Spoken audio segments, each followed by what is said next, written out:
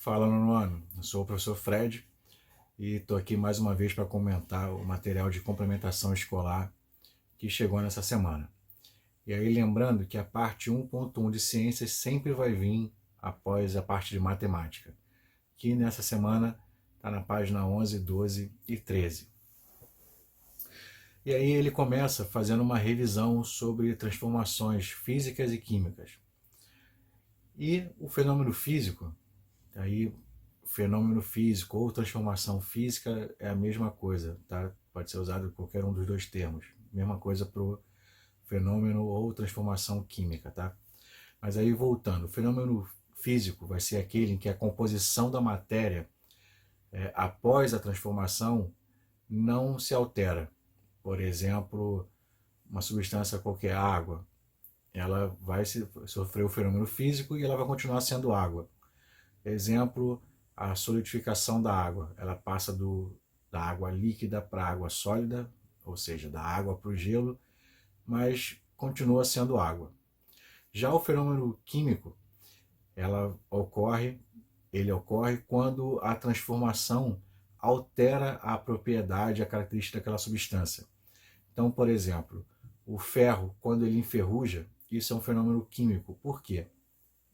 Para o ferro enferrujar, ocorre quando o oxigênio é adicionado ao ferro. E aí ele se transforma no óxido férrico. E aí, nesse caso, a ferrugem o enferrujamento do ferro é um fenômeno químico, porque antes havia a substância ferro e após o fenômeno surgiu uma outra substância, que aí no caso vai ser a ferrugem. Tá? Então, essa é a lembrança desses dois tipos de fenômeno que já foi até falado em vídeos anteriores. E aí vem a parte ali interessante falando sobre o lixo. Pede até para fazer uma experiência com esse lixo, com esses resíduos. E aí a gente tem basicamente dois tipos de resíduo de lixo. O resíduo sólido, que é, por exemplo, ferro, plástico, e o resíduo orgânico, o lixo orgânico, que é resto de comida. O lixo orgânico são aqueles que sofrem ação da decomposição. A decomposição ela acontece quando os micro-organismos começam a agir sobre essa matéria orgânica e começa a decompor eles. E aí, logicamente, a decomposição ela vai ser um fenômeno químico, porque todas as propriedades, as características daquela substância, daquela matéria, o lixo orgânico, vai alterando. E vai ter outras coisas, vai ter liberação de gases, né? Vocês vão sentir o cheiro de decomposição, a cor muda, a textura muda, uma comida que é mais endurecida, ela vai amolecendo. Então isso tudo são exemplos também de fenômenos químicos. E vale também lembrar que durante esse processo da decomposição do resíduo orgânico, do lixo orgânico, tem a formação do chorume, que é um líquido escurecido, muito fedido, e ele contém substâncias contaminantes. Esse chorume, se o lixo for colocado em qualquer local e esse chorume penetrar no solo e chegar num lençol freático, numa reserva de água, essa água fica contaminada pelo chorume e não serve mais para a gente utilizar para beber, por exemplo. Tá? Além disso, se fizerem lixões, o que é um lixão? É um depósito de lixo sem nenhum planejamento, largado de qualquer jeito num local. O lixo pode atrair animais, como ratos, baratas e outros animais que vão trazer doenças. O lixo em si pode conter agentes patogênicos, bactérias, vírus, protozoários que podem causar doenças e que podem infiltrar no solo ou até mesmo um lençol freático e contaminar aquela região. Então, o lixo deve ser recolhido e levado para um aterro sanitário, que aí sim é um local preparado tanto para captar esse chorume, para evitar que esses patogênicos fiquem expostos e etc. Tá bom? E a novidade do material dessa semana é a parte falando sobre as reações químicas. Como é que acontecem as reações químicas? substâncias, as moléculas, os átomos, eles tendem a reagir uns com os outros. E quando isso acontece, eles vão gerar substâncias novas. E a gente representa as reações químicas através de uma equação química, que é da seguinte forma. As substâncias iniciais, aquelas que ainda vão interagir entre si, elas ficam antes, tá? E a gente chama eles de reagentes. A representação da reação em si, né, quando está acontecendo essa interação entre as substâncias, a gente representa por uma setinha e logo em seguida da seta a gente vai ter as substâncias formadas depois dessa reação, que a gente chama de reagentes. Então, a gente tem o seguinte modelo de uma equação química: os reagentes, a setinha e depois os produtos, tá? Então, por exemplo, está aqui o etanol, quando reage com o gás oxigênio, tá? E aí esses dois vão ser os reagentes, eles vão formar o dióxido de carbono e a água. E aí esses dois últimos que eu falei vão ser os produtos. Normalmente, só para lembrar, essas substâncias, os reagentes e os produtos são representados pela fórmula química, que aí vai conter quais os átomos que formam essa substância, a quantidade desses átomos, e aí no caso, se for a molécula, também pode aparecer também quantas dessas moléculas.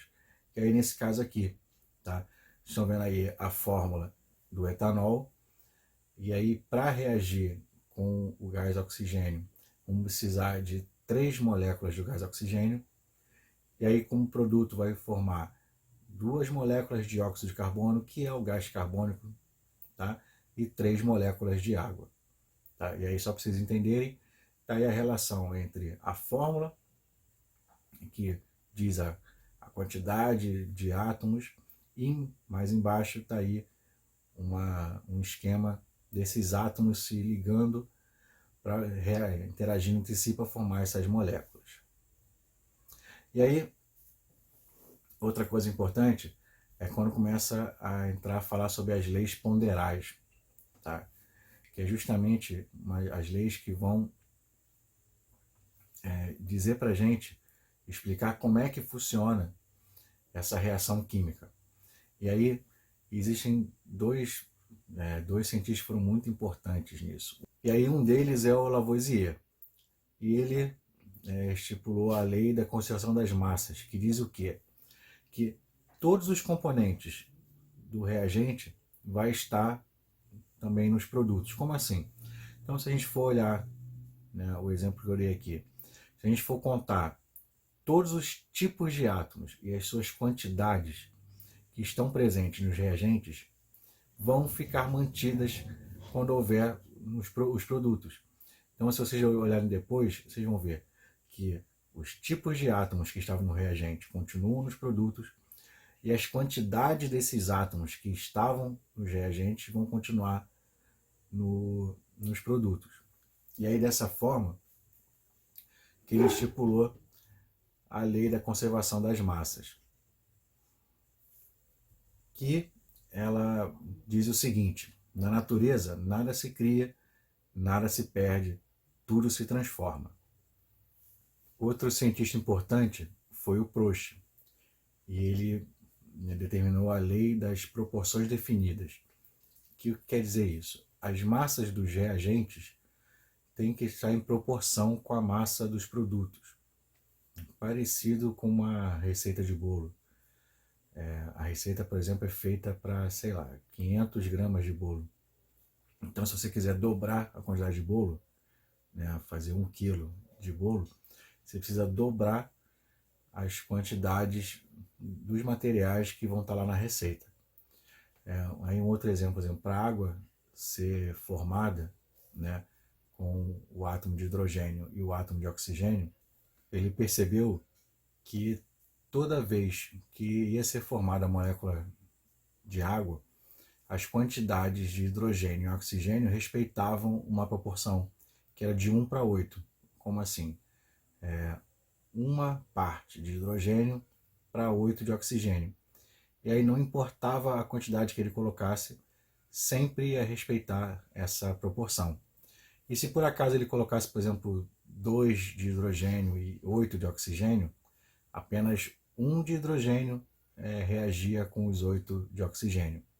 E o contrário também, se ele botasse só, por exemplo, 1 de hidrogênio e 16 de oxigênio, apenas 8 de oxigênio reagia, e o que estava em excesso sobrava. E aí dessa forma ele estipulou a lei das proporções definidas, que diz o seguinte: a proporção em massa das substâncias que reagem e que são produzidas numa reação, ela é fixa, constante e invariável. Tá? E aí assim funciona a famosa receita de bolo. Tá? Até na química ela funciona assim também. E nessa semana também temos a parte 1.2 de ciências, que vocês vão encontrar lá na página 30, 31 e 32. E ele vem relembrando sobre o átomo. Tá? E aí o átomo, ele é a menor parte da matéria capaz de identificar um elemento químico. E ele é formado por partículas que vão se encontrar em duas regiões específicas do átomo. Uma região é o núcleo, onde a gente vai encontrar os prótons e os nêutrons. Os prótons, eles possuem carga positiva e eles possuem massa, né? E aí a gente fala que eles possuem uma unidade de massa atômica. Já os nêutrons, eles têm carga nula, ou seja, neutra, não tem carga, e também vai possuir uma unidade de massa atômica. E aí, ou seja, o peso, né, a massa, melhor falando, a massa do átomo se encontra toda no núcleo. Por isso, relembrando, a gente calcula a massa atômica somando as quantidades de prótons e de nêutrons. A outra região é a eletrosfera, que fica ao redor do núcleo. E lá a gente encontra os elétrons. Os elétrons vão ter carga negativa. A sua massa é muito pequena. A massa do elétron é 1836 vezes menor do que a de um próton ou de um nêutron. Então a massa do elétron é tão pequena que a gente não considera. A gente, como é que a gente pode dizer? A gente arredonda considerando que o elétron não tem massa. Por isso que o elétron não entra naquele cálculo da massa atômica. E relembrando também, os átomos vão constituir as moléculas. E as moléculas, por sua vez, constituem as substâncias. Então, toda vez que eu falei aqui de substância, vocês têm que ter na mente que as substâncias vão ser compostas por moléculas. E as moléculas são compostas por átomos, sejam átomos iguais ou átomos diferentes. E aí, quando eu falo de átomos iguais ou diferentes, eu estou falando dos elementos químicos que vão ser representados por esses átomos. E aí, a gente vai ter dois tipos de substância. A gente tem a substância simples, que é quando ela é formada por apenas átomos do mesmo tipo. Por exemplo, gás oxigênio, gás ozônio, gás hidrogênio. É formado apenas por um único tipo de átomo, tá? Um único elemento químico. E a gente vai ter as substâncias compostas, quando elas são formadas por diferentes tipos de átomos. Aí entra a água, o gás carbônico, o próprio etanol, que a gente utilizou aqui o exemplo. Tá? Ou seja, ali vão ter átomos diferentes, ou seja, elementos químicos diferentes formando essa substância. Então, pessoal, é isso. Vale lembrar também que se vocês derem uma olhada de novo no vídeo da semana do dia 20 a 24 de abril, ali vai ter também umas informações importantes para uma atividade dessa semana do material de vocês. Então é sempre bom olhar de novo os vídeos, dar uma relembrada. E eu espero que vocês consigam fazer tudo direitinho e até a próxima.